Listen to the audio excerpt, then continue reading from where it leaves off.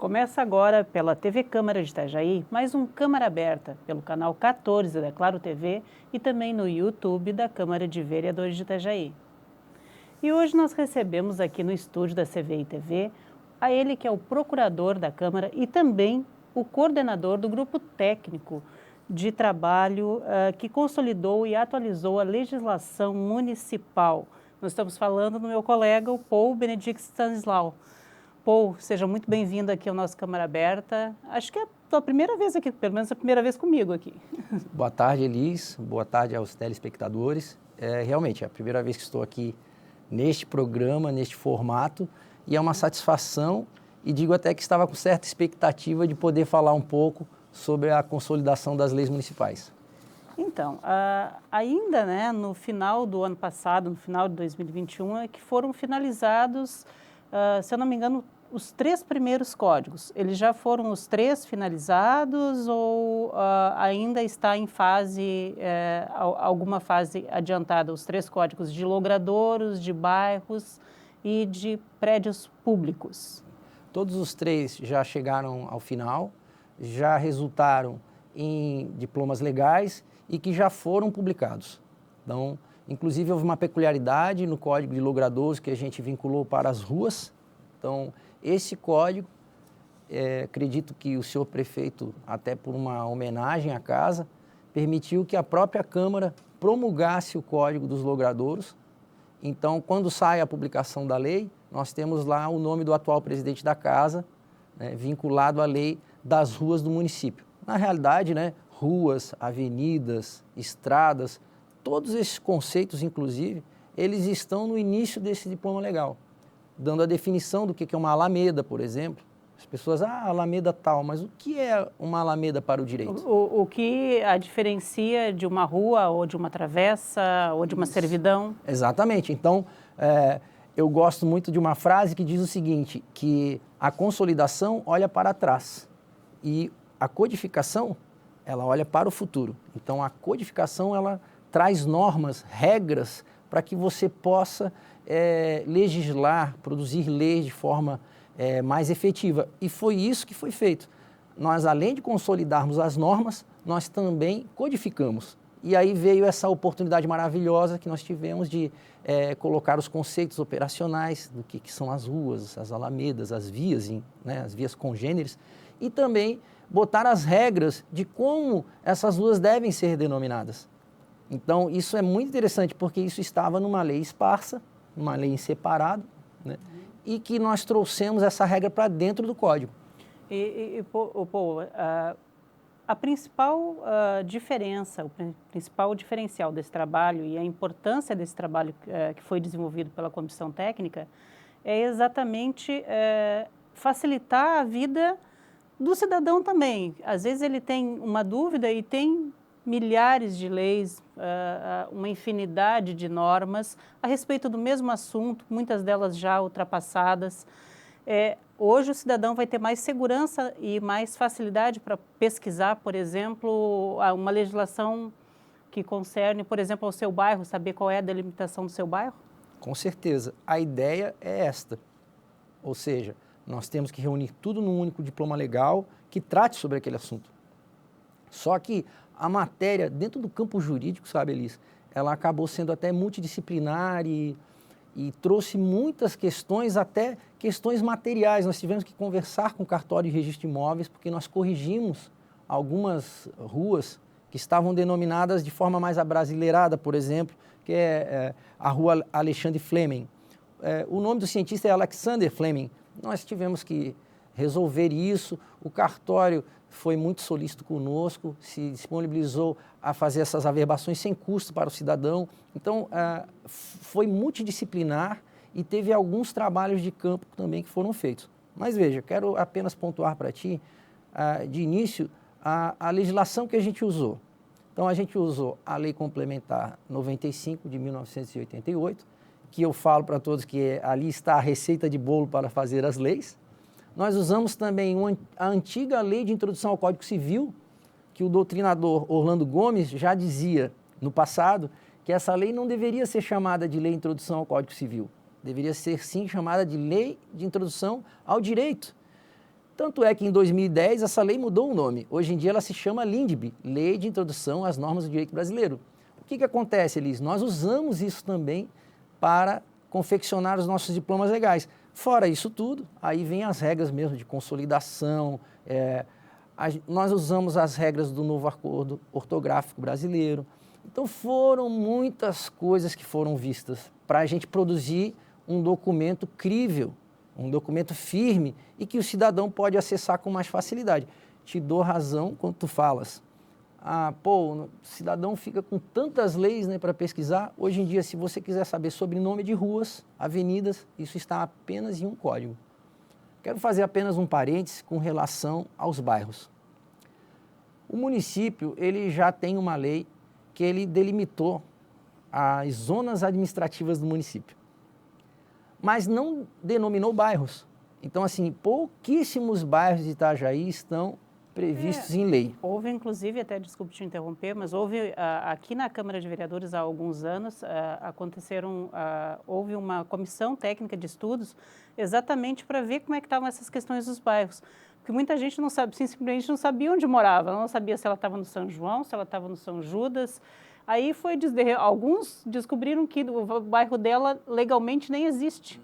Né? Isso está sanado agora? Em realidade, ele existe por força dessa lei que delimitou as zonas administrativas. Lá tem zona administrativa de Espinheiros, zona administrativa Canhanduba, mas nome de bairro, com a delimitação topográfica desse bairro, nós não temos.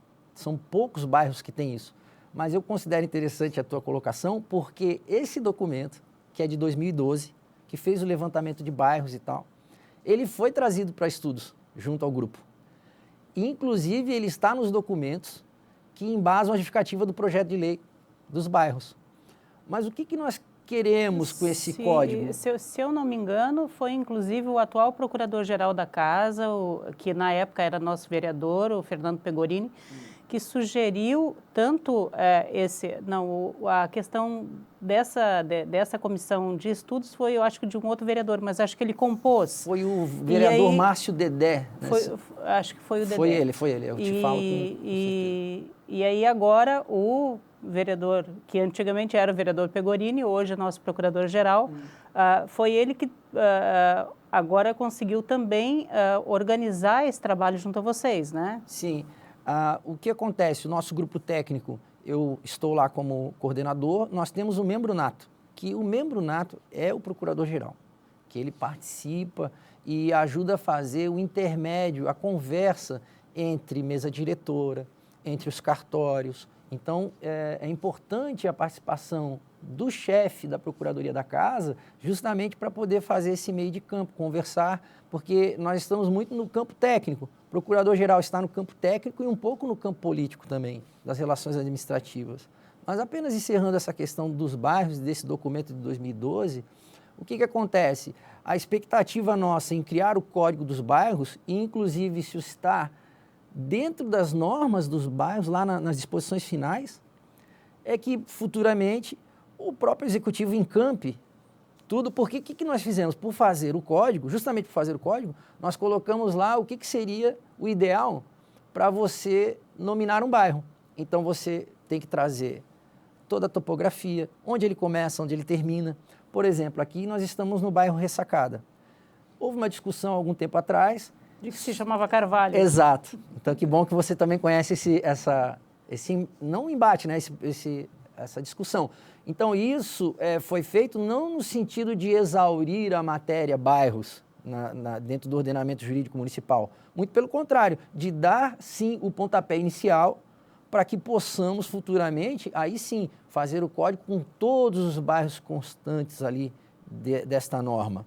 Mas, de qualquer forma, nós iniciamos, colocamos as regras, definimos o que é bairro, o que é loteamento, o que é núcleo habitacional, entendeu? E dentro desse diploma legal também já vem a normativa do que deve constar para que, não sei se isso está linkado ou não com a legislação a respeito da ocupação do espaço urbano. Por exemplo, querem se fazer um novo loteamento. O que precisa também já está ali ou não? Ele não é feito esse link com a parte do plano diretor? Então, por isso que nós ficamos muito felizes com esse trabalho, porque nós linkamos, sim, essas regras. Como não podemos impor regras ao executivo, o diploma legal traz a condicionante preferencialmente. Ou seja, nós estamos dando balizas para o Poder Executivo para que ele possa, né, definir, olha, se você vai trazer um projeto para bairro, traga a topografia, traga um mapa, diga onde é que ele inicia, onde começa. Então, isso tudo já está pronto para que ele tenha a possibilidade de, inclusive, denominar todos os bairros do município. Porque nós não esgotamos a matéria, mas realmente nós já, nós já abrimos a trilha para que seja feito com segurança. E é importante, até porque Itajaí não para de crescer, né? Exato. A gente precisa agora fazer um pequeno intervalo, mas na volta a gente continua falando mais sobre novos códigos, tanto de logradouros, quanto de bairros, quanto de prédios públicos aqui de Itajaí. É só um minuto, a gente já volta.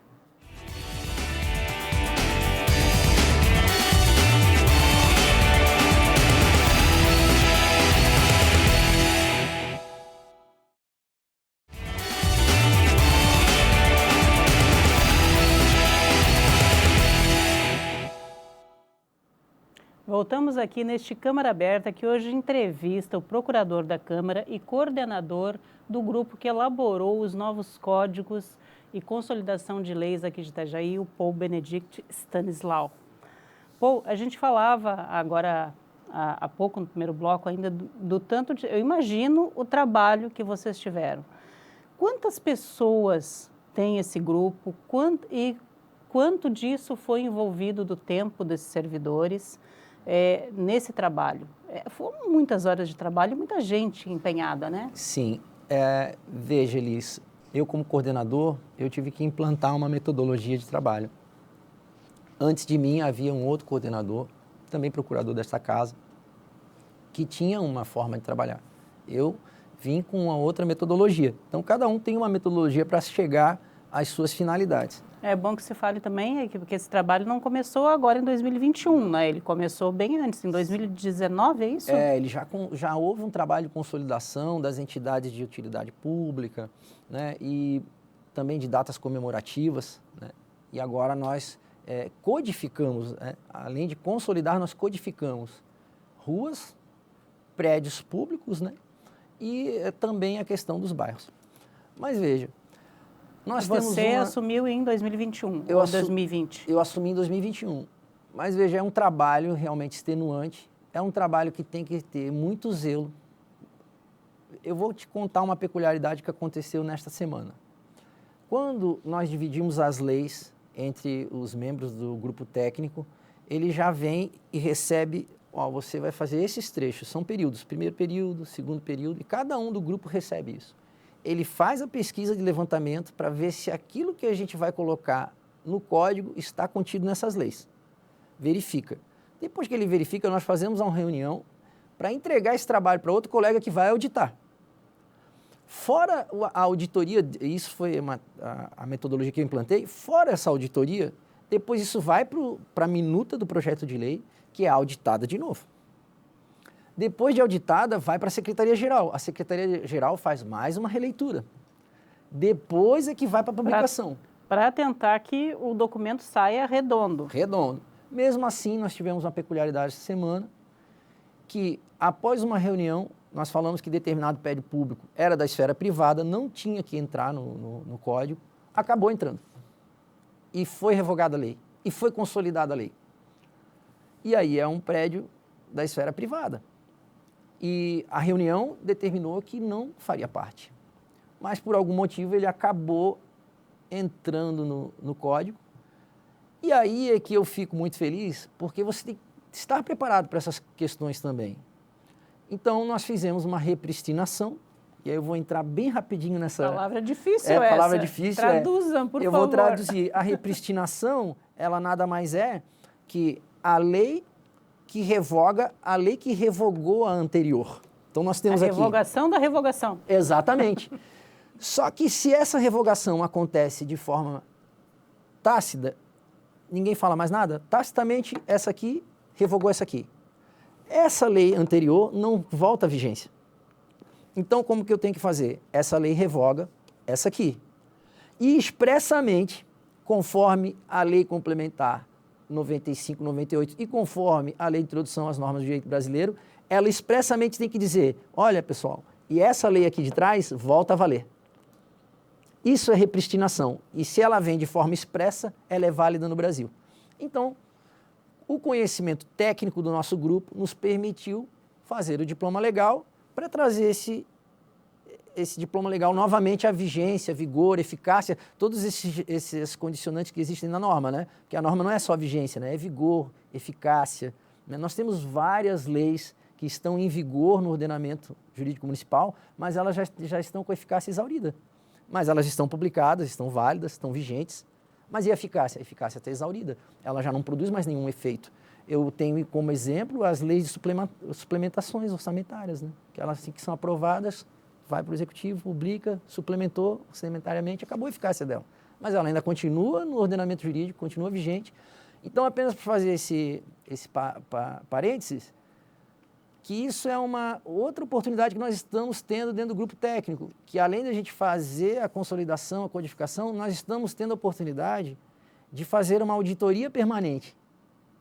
Então, quando nós passamos os olhos de novo... É para a segurança do trabalho que está sendo feito, para a segurança daquele documento e também até por uma questão de legalidade e de eficácia desse novo ordenamento. Exatamente. Então, agora nós estamos fazendo o levantamento da legislação ambiental. Estamos tendo que passar os olhos novamente sobre as leis de ruas, de bairros. E a gente verifica no sistema de leis municipais, que é um software, que elas já constam lá como revogadas, sabe, Elis? Então, assim... É um trabalho extenuante. Quando eu escutei a votação aqui no plenário, até os vereadores, alguns falaram, deve ser algo um pouco chato de fazer. Digo para você que não é chato, assim, porque a gente acaba ficando curioso das peculiaridades da lei, né? O que ela previa, o que... Então, é um trabalho muito interessante, na realidade. Aí eu volto, Paul, na pergunta que eu te fiz anteriormente, né?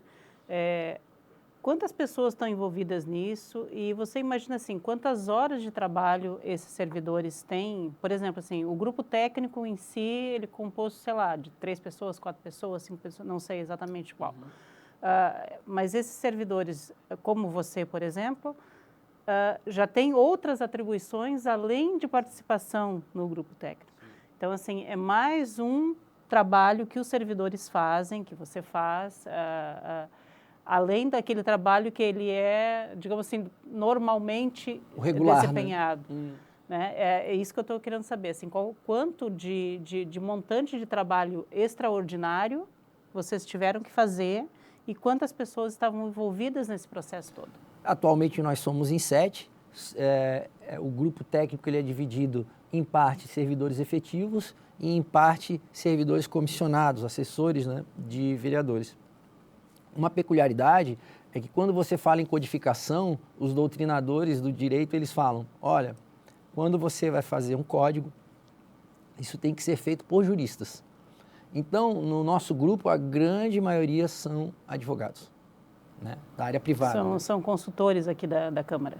Alguns são formados em direito e são efetivos, né? Nós temos o procurador-geral, que por óbvio advogado, que advoga e advogou muito tempo na área privada, né? Então isso facilita. Então, para você fazer uma codificação, uma consolidação, como eu estava brincando aqui no início da nossa conversa, né? Eu falava, eu vou usar alguns termos técnicos do direito e tal, mas foi uma brincadeira, mas nós conseguimos utilizar termos técnicos, por exemplo, acabamos de falar aqui de repristinação, né? Para algumas pessoas é um palavrão, mas a gente consegue usar esses termos técnicos com muita facilidade para chegar ao nosso objetivo fim. Então, isso é uma satisfação a gente poder trabalhar dessa forma. Se leva muito tempo, leva, porque é um trabalho que tem que ser feito com muita atenção. Esses 3 códigos que acabaram de ser colocados, os das ruas, bairros e também de prédios públicos, você tem como mensurar em termos assim, mais ou menos, foi o equivalente a 1 ano de trabalho de tantas horas. Você tem como mensurar isso? Tenho. Na realidade, foi um pouco culpa minha, porque nós tínhamos que ir só para as ruas. Aí eu falei, pessoal, eu estou vendo muito prédio, eu estou vendo muita unidade de saúde. Ah, e os bairros? Por que os bairros estão sendo deixados de lado? Ah, e por que nós não vamos codificar? Aí até teve um debate, não, mas a lei que criou o grupo técnico nos permite codificar e está lá, atualização, codificação e consolidação das normas. Então até eu às vezes sou provocado pelas pessoas do grupo e eu tenho que estar com a resposta e tenho que estudar a matéria. Digamos senão... assim, elas são coisas diferentes, mas elas estão num mesmo grupo, para ser redundante aqui, num mesmo grupo de temática, né? Isso. Que eu acho que para levar junto, de repente, é mais fácil. É mais fácil, é isso. E o que aconteceu? Nós fizemos a consolidação e codificação de ruas, bairros e prédios, e isso levou praticamente 1 ano, tá? E isso deve ter tomado aí de horas semanais dos servidores de 3 horas a 5 horas por semana, porque você tem que fazer o levantamento das leis, você tem que pesquisar, às vezes você fica em dúvida se aquela lei realmente ela trata dessa matéria. Agora no ambiental a gente está tendo muito disso, porque aparecem normas sobre postos de gasolina. Ah, isso aí vai entrar no nosso Código de Meio Ambiente ou não vai? O termo sustentabilidade vai entrar no código ou não vai?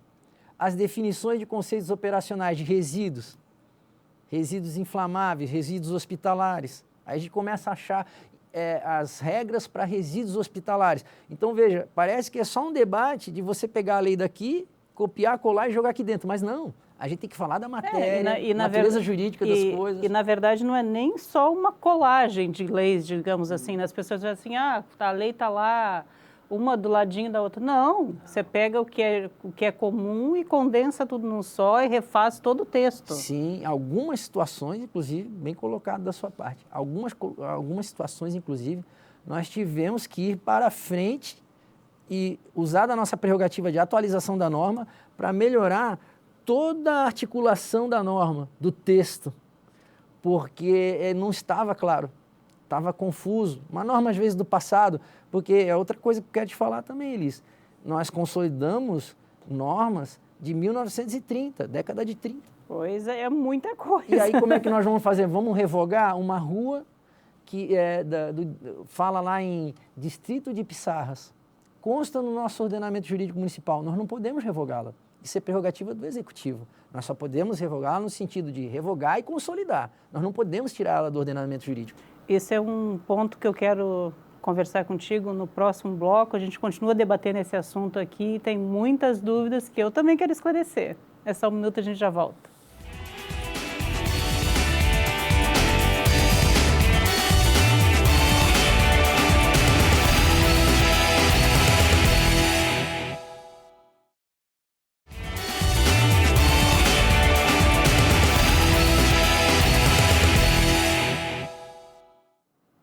Voltamos aqui para o último bloco deste Câmara Aberta, que hoje entrevista o procurador aqui da Câmara, o Paul Benedict Stanislau, que coordena o grupo de consolidação e atualização das leis municipais. Paul, eu vi ali que vocês ainda têm muito trabalho ainda pela frente, inclusive, né? Além do trabalho todo que já foi feito, você falou que já começaram a consolidação e atualização de um campo que eu acho que vocês vão demorar, eu imagino, pelo menos, muito tempo para fazer, porque é complicado, né? Meio ambiente, lei ambiental, código do meio ambiente de Itajaí, esse é um dos trabalhos que já começou, mas é um próximo passo. Mas também vi, eu não sei se foi numa entrevista, se eu não me engano, acho que o nosso presidente, Marcelo Werner, falou que já se está pensando, inclusive, eu não sei se já começou também, a fazer a atualização das leis no que concernem a pessoa com deficiência, o atendimento que elas têm, os direitos que elas têm aqui na cidade.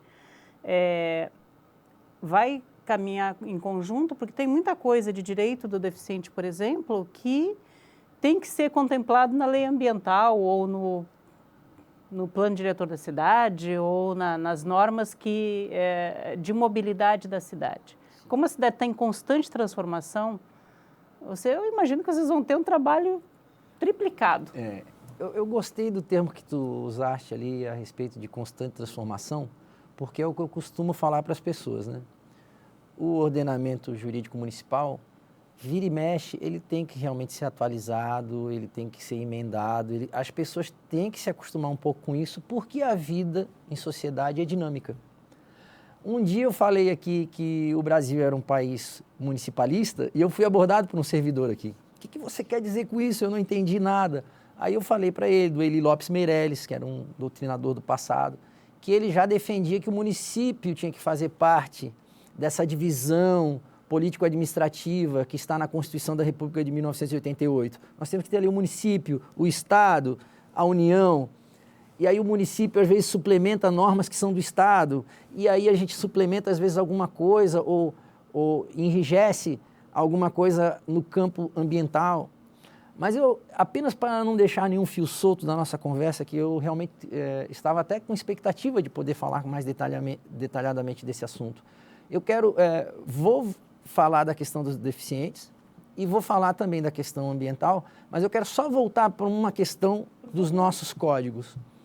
Nós colocamos uma peculiaridade no nosso código que é o seguinte, que toda a lei que vier agora, a respeito de ruas, por exemplo, a lei vem, coloca o nome daquele cidadão já falecido que está sendo homenageado, coloca o nome da rua ali e vai inserir o artigo de lei no próprio código. Já diretamente. Isso. E o grupo técnico, por intermédio até de uma sugestão que eu dei, criou um texto para que se crie uma alínea e a partir daí incisos. E aí, a partir daí você vai colocando os próximos nomes de ruas nesses incisos. E o que acontece, Elis? De tempo em tempo, às vezes anualmente, se quiser, por intermédio dessa prerrogativa de atualização das normas, esses incisos podem ser transformados em artigos de lei, entendeu? Porque daí acompanha a numeração. Então nós tivemos o cuidado de ficar atualizando ao invés de ficar consolidando, buscando de lá, de cá, é uma outra técnica. Então esse era o primeiro ponto que eu queria te falar. Ou seja, vai facilitar, desculpa te interromper novamente, mas vai facilitar principalmente assim, a pessoa vai saber exatamente aonde que está, sem precisar ficar olhando dezenas de normas. Isso, exatamente, porque o destinatário final da norma é o cidadão, né? Ou como alguns preferem, o cidadão contribuinte, né? Ele é o destinatário final da norma, né? Então, o que acontece? Além dessa questão que está em todos os 3 códigos, tem mais uma questão. A própria Secretaria-Geral da Câmara, em visualizando que determinada matéria tem que ser consolidada, tem que ser atualizada, codificada, ela pode enviar um ofício, ou no caso, uma comunicação interna para a mesa diretora, para que isso seja levado a efeito. Eu acho isso maravilhoso estar isso dentro de um código. Tu não vê isso nos outros códigos. Nós estamos falando de produção legislativa mesmo. E nós temos infraestrutura técnica, de material humano, nós temos para fazer esse tipo de coisa e colocar dentro de um código. Não falo isso com muita humildade, mas não sei se outras câmaras teriam um material, às vezes, humano, uma câmara mais reduzida em tamanho, em corpo técnico, para fazer dessa forma. Mas nós já podemos colocar lá no código. A própria Secretaria-Geral da Casa, em verificando a necessidade, ela comunica à mesa diretora e a mesa diretora começa a baixar portarias, nomeia o grupo técnico, nomeia o coordenador e vamos trabalhar. Então, esses são os 2 pontos que eu queria te falar. Com relação um aspecto da codificação do meio ambiente, veja, já teve um debate inicial maravilhoso, né? Será que nós vamos colocar os órgãos de fiscalização no código? Aí começamos a pesquisar, começou a vir muita norma a respeito dos funcionários dessas entidades. Ora era Instituto Cidade Sustentável, ora era Instituto Itajaí Sustentável, houve muito debate, mas o que se chegou à conclusão? Que os órgãos de fiscalização, em síntese, não devem fazer parte do código. Os órgãos de fiscalização não. São prerrogativas do Executivo, de como ele vai organizar isso. Mas nós vamos sim consolidar. Cria instituto, transforma órgão ambiental em algum outro, com alguma outra denominação, muda um pouco a característica. Isso, cria cargo de diretor, muda o nome do diretor ambiental para diretor de sustentabilidade ambiental. Isso, organizativamente, para o Executivo, para a Prefeitura, é interessante fazer. E é assim, interessante que esteja aberto. Mas para o cidadão mesmo que quer saber, por exemplo, assim, eu quero saber o que eu posso, qual é a espessura da minha calçada que eu tenho que fazer. Isso aí é código que eu de tenho que posturas. fazer. Então, eu tenho que saber aonde eu vou pesquisar isso, né? Veja que interessante a tua colocação. As normas, elas são divididas de várias maneiras, mas nós temos as normas gerais e nós temos as normas especializantes. Isso acontece com o Código Penal, por exemplo. Nós temos ali o Código Penal prevendo uma série de coisas, mas de repente a gente tem as normas especializantes.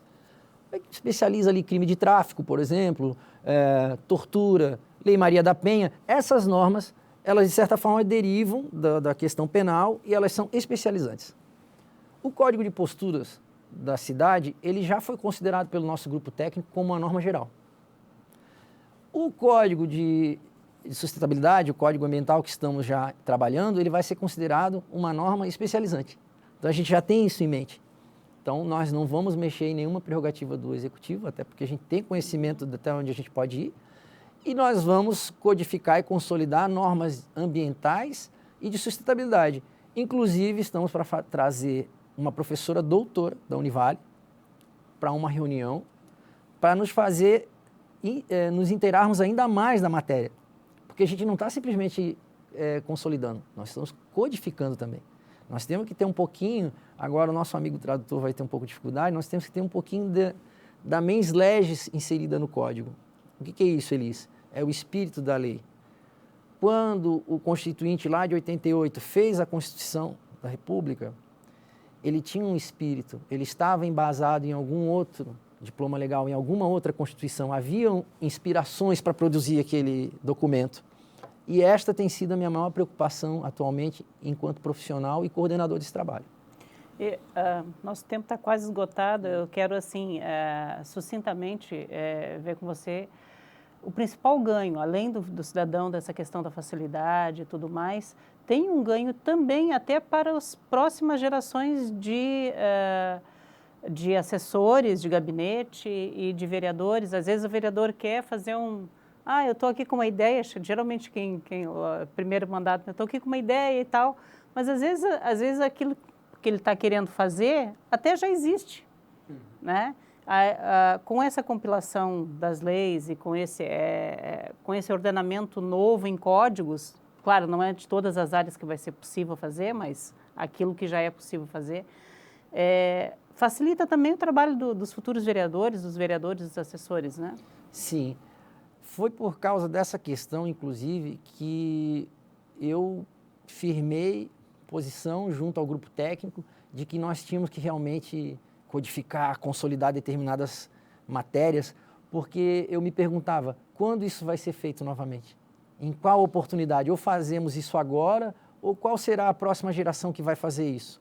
Então, é bem como falaste mesmo, Elis. Nós estamos preparando o terreno para novos vereadores, novos grupos técnicos que ainda vão vir, né? Novos assessores.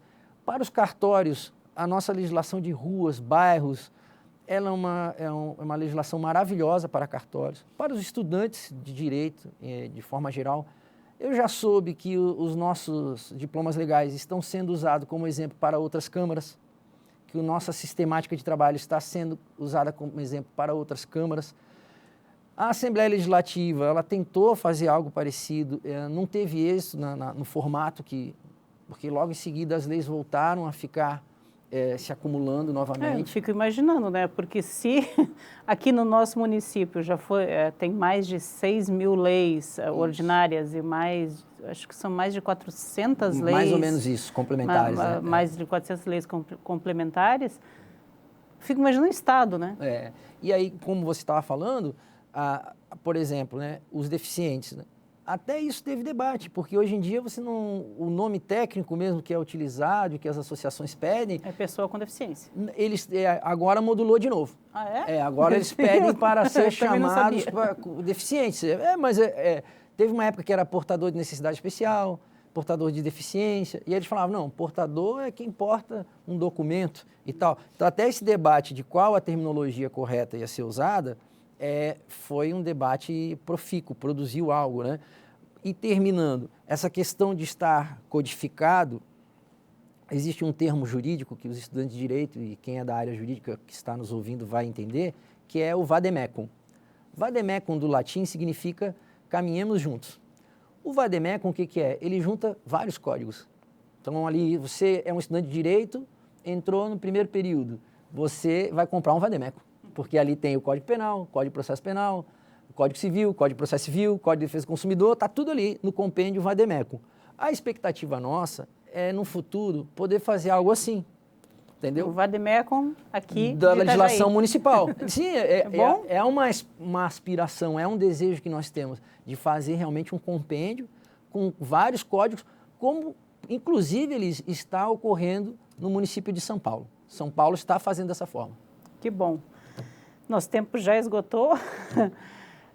Paul, olha, muitíssimo obrigada pela tua presença aqui. Eu sei que o teu tempo também é bem escasso, porque você está dentro disso tudo, né? E trabalhando nisso e mais um pouco. Mas eu queria te agradecer mais uma vez e te dar parabéns pelo trabalho conduzido.